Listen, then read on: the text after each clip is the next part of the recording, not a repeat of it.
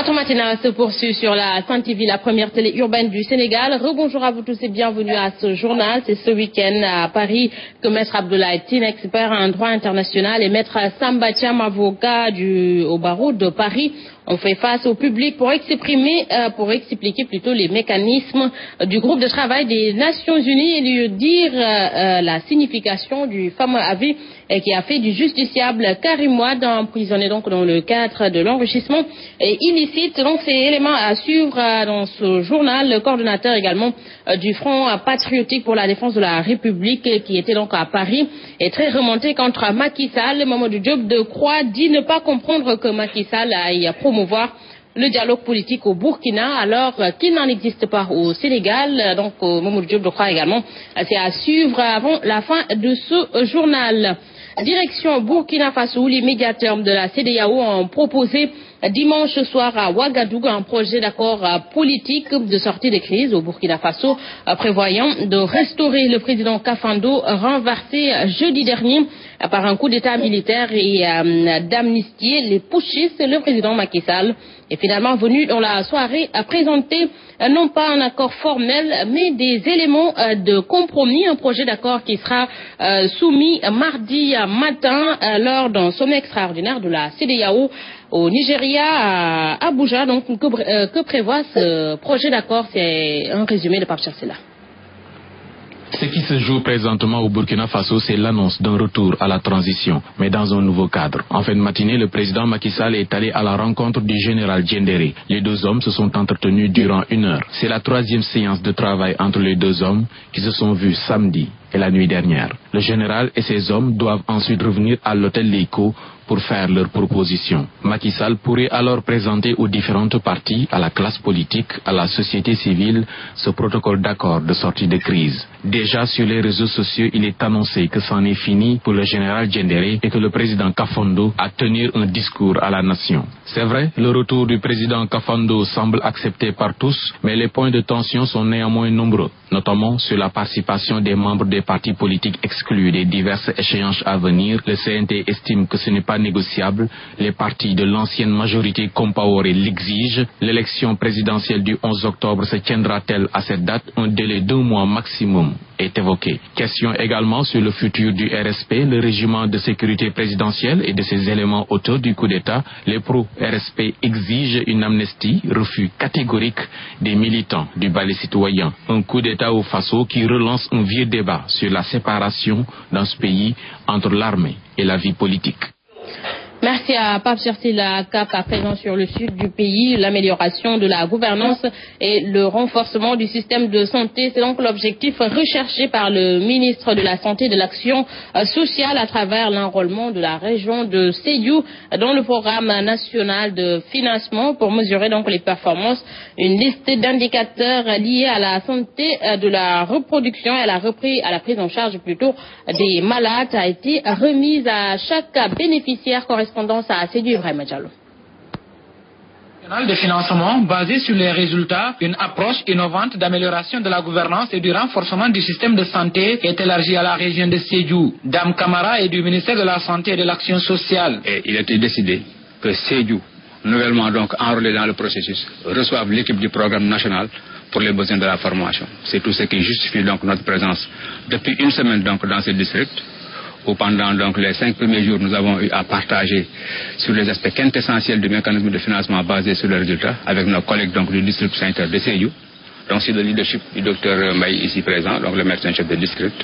Et donc aujourd'hui, samedi, consacre la fin de nos travaux et nous permet de sceller définitivement donc l'admission de Sédhiou dans la mise en œuvre du financement basé sur les résultats. Pour mesurer les performances, une liste d'indicateurs au moment de la signature des contrats est remise à chaque bénéficiaire.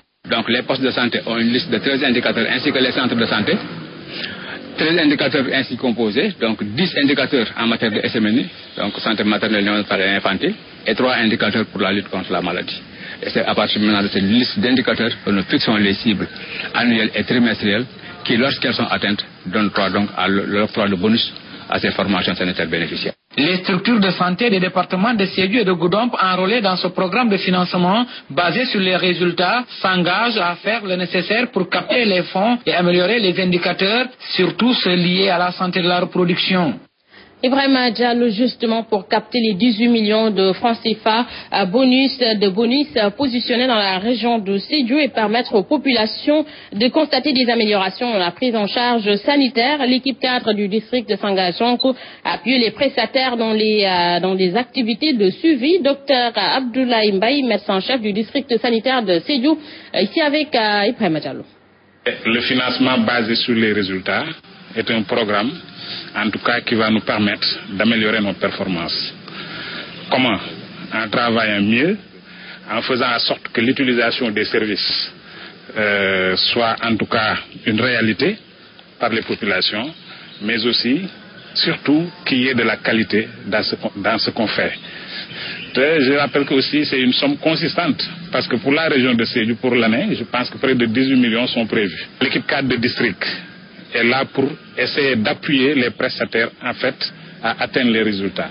Et je pense que cela va nous permettre quand même de résoudre beaucoup de problèmes ici dans la région de Sédhiou. Surtout si l'on sait que si on prend seulement un indicateur, la mortalité maternelle, qui est de 500 à 700 décès pour 100 000 naissances vivantes dans la région de Sédhiou. Retour dans la capitale pour reparler du pèlerinage à la Mecque 2015. L'Association nationale des élus départementaux dénonce fermement les couacs notés dans l'organisation. Selon son président, il est important de prendre en charge l'état mental des pèlerins pour leur réinsertion au sein de leur famille.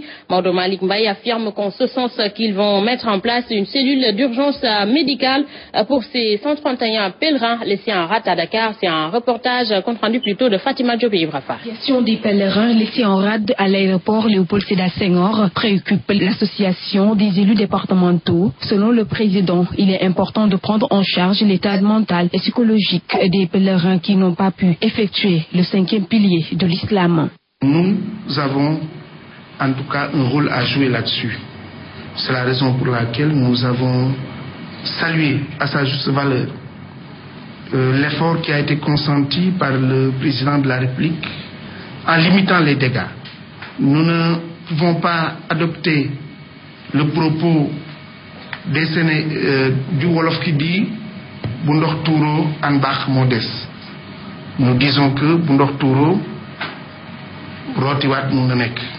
Maodo Malick Mbaye affirme par ailleurs qu'ils vont mettre en place une cellule d'urgence médicaux pour venir en aide ces pèlerins.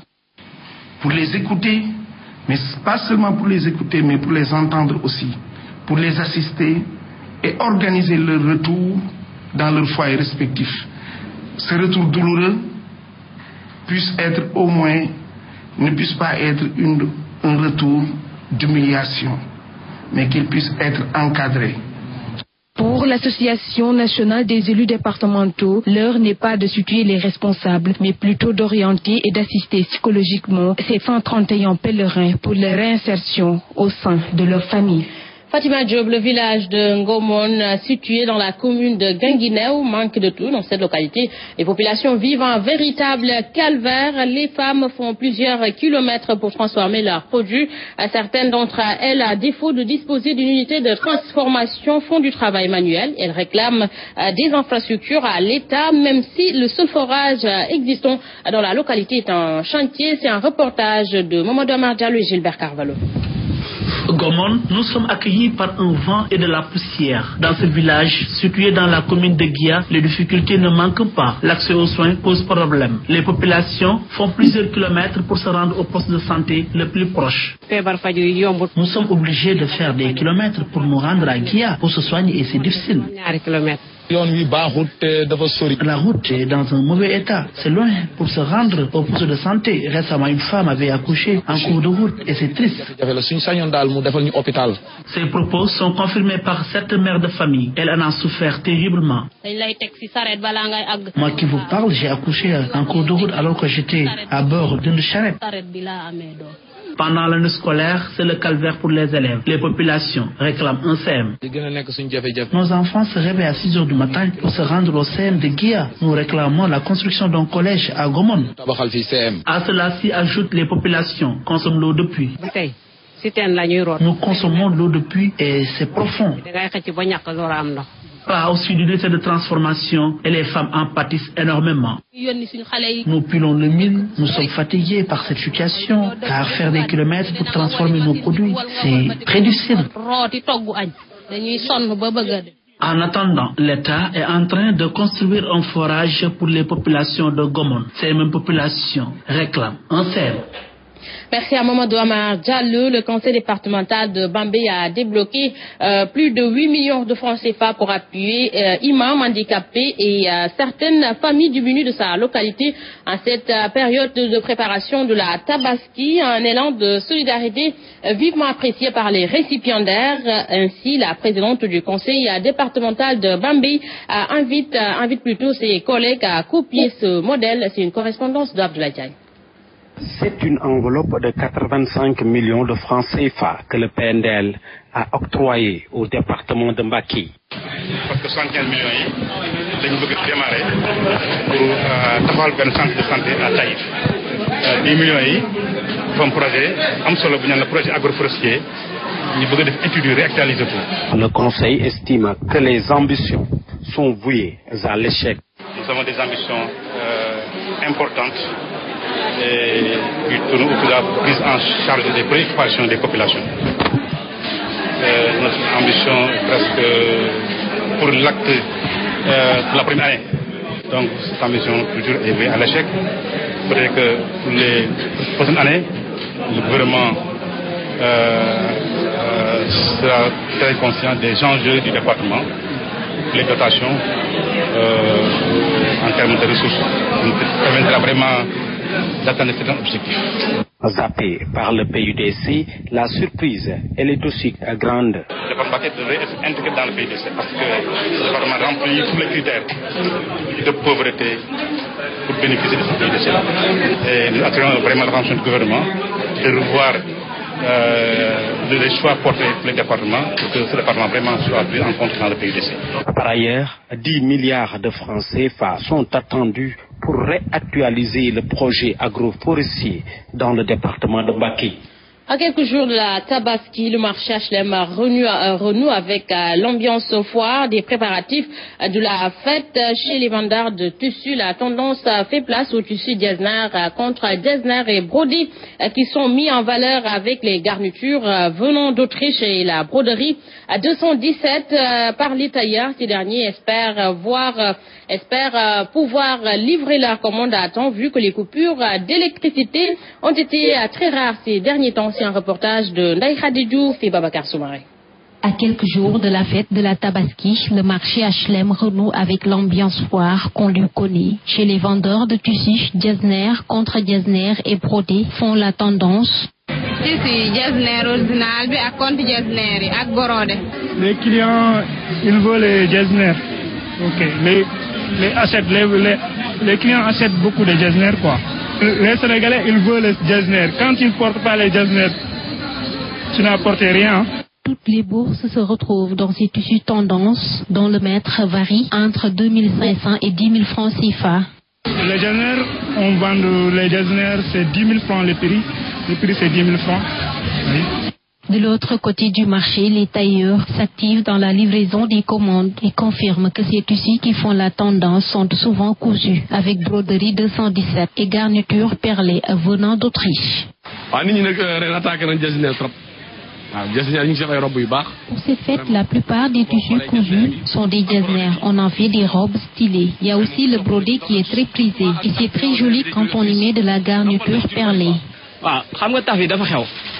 La garniture perlée fait très tendance, mais il y a également la broderie 217 et qui la devance de loin même.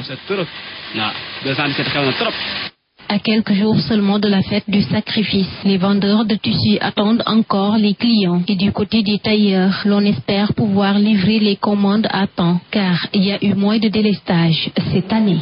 Merci à Ndaï Khadidou. Je vous le disais en début de journal, le coordonnateur du Front patriotique pour la défense de la République est très remonté contre Macky Sall. Mamadou Diop Decroix dit ne pas comprendre que Macky Sall a promouvoir le dialogue politique au Burkina Faso alors qu'il n'existe pas chez lui. Mamadou Diop Decroix s'est exprimé à l'occasion de la conférence de Paris ce week-end. Il est ici avec notre correspondant. à partir du moment même où le régime s'est abstenu de s'appuyer sur les juridictions ordinaires sénégalaises, mais est allé réveiller une cour spéciale, un tribunal d'exception qui a cessé d'exister depuis 30 ans, c'était la preuve manifeste qu'on ne cherchait pas à régler des problèmes pour les Sénégalais, mais on cherchait à régler des problèmes personnels. Donc, la question n'est pas une question juridique, c'est une question politique. Vous comprenez, le président Sall était à Ouagadougou hier ou avant-hier pour essayer de faire en sorte que les fils du Burkina Faso puissent se parler, mais chez lui, il ne permet pas ce dialogue. S'il pense gagner quelque chose dans l'absence de dialogue au Sénégal, qu'à cela ne tienne. Donc, mesdames et messieurs, c'est ici que se referme ce journal. À vous tous, merci d'avoir suivi. Merci à toute l'équipe technique et l'équipe rédactionnelle qui ont participé à la réalisation. L'info en continue sur la Sen TV, la première télé urbaine du Sénégal. 7h30, Mamba Ndiaye, Ahmed Aïdara vous retrouve pour la revue des titres en Wolof. 7h45, c'est le journal. Et tout de suite, restez en compagnie de Sen Coach qui s'installe dans Sen Gym. Quant à moi, je vous retrouve à 13h pour le flash d'information. Bon réveil matinal à tous et bonne journée. Au revoir.